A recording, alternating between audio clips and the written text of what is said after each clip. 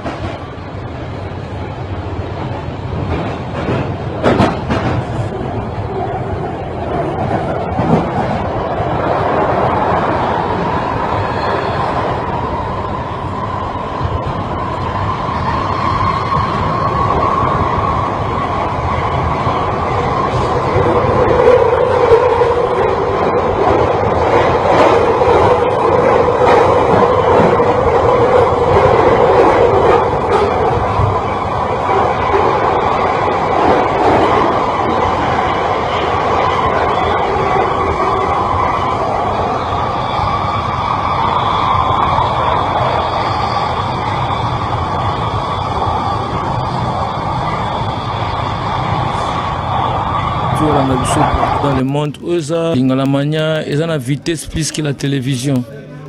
Donc, donc dans 24 heures, tous sont connectés partout dans le monde. Dans le monde entier, on a Luxembourg, donc on a pu se battre tout Internet, sinon on a la sombote.